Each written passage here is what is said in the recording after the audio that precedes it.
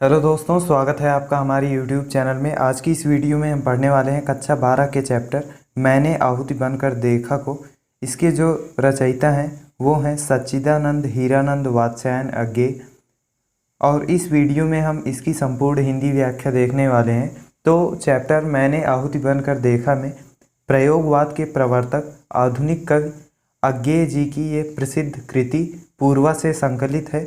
इस कविता में बताया गया है कि जीवन जो है वह केवल सुखों के संचय का नाम नहीं है, बल्कि उसकी वास्तविक शक्ति कष्टों, विघ्न, बाधाओं और विरोधी परिस्थितियों के साथ संघर्ष करने से ही विकसित होती है। चलिए शुरू करते हैं। मैं कब कहता हूँ जग मेरी दुर्धर अर्थात नरकीय गति के अनुकूल बने। अज्ञे जी कहते हैं कि मैं ऐसा कब कहता हूँ, अर्थात मैंने ऐसा कभी नहीं कहा है कि यह संसार मेरी नरकीय गति के अनुकूल बन जाए, अर्थात मुझे जीवन यापन करने में कोई समस्या ना हो।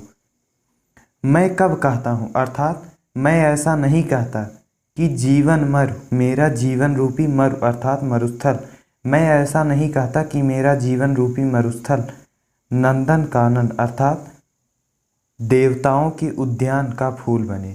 कवि कहते हैं कि मैं ऐसा नहीं कहता कि मेरा जीवन रूपी मरुस्थल देवताओं के उद्यान का फूल बन जाए। कांटा कठोर है, तीखा है। कवि कहते हैं कि कांटा जो है वह कठोर होता है और नुकीला होता है, उसमें उसकी मर्यादा है, परंतु वह उसकी मर्यादा है। अर्थात उसी प्रकार जीवन की भी यही मर्यादा है कि जीवन कष्टों से परिपूर्ण रहता है।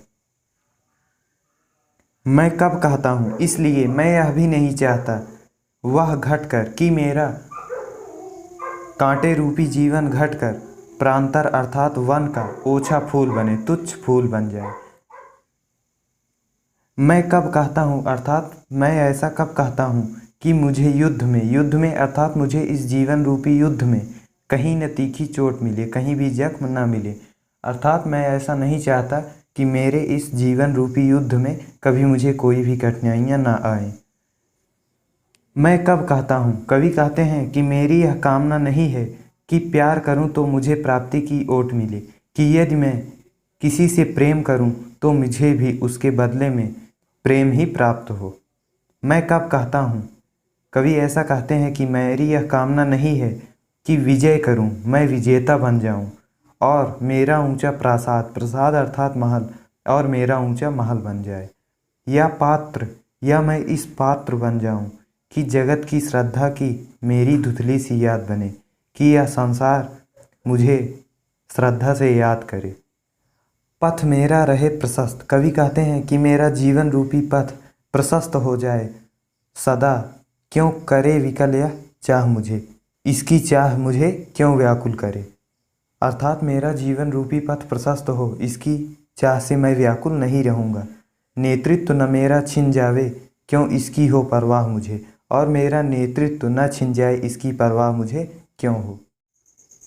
मैं प्रस्तुत हूँ चाहे मेरी मिट्टी जनपद का धूल बने। कवि कहते हैं कि चाहे मेरी मिट्टी, चाहे मैं जनपद की धूल बन जाऊँ, उसके लिए भी मैं प्रस्तुत हूँ। फिर उस धूली का कण और फिर उसी धूल का एक एक कण भी मेरा जीवन गतिरोधक अर्थात मेरे जीवन रूपी गति को रोधक सूल बने, कांटा बन जाए।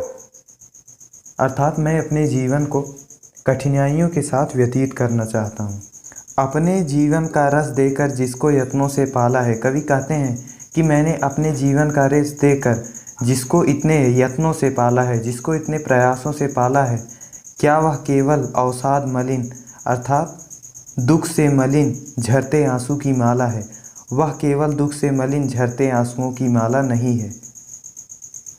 वे रोगी होंगे, कवि कहते हैं कि वे रोगी ही होंगे प्रेम जिन्हें प्रेम अनुभव रस का कटु प्याला है, कड़वा प्याला लगता है। वे मुर्दे होंगे और वे निश्चिंत ही मुर्दे ही होंगे जिन्हें सम्मोहनकारी हाला है, जिन्हें प्रेम चेतनाहीन कर देने वाला हाला अर्थात मदिरा लगता है।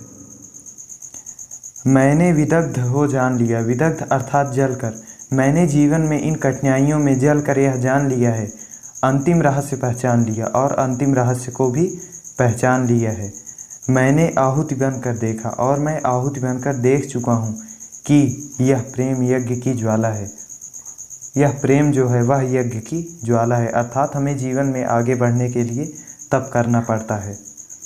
मैं कहता हूँ, कवि कहते हैं कि मैं यह कहता हूँ, मैं बढ़ता हूँ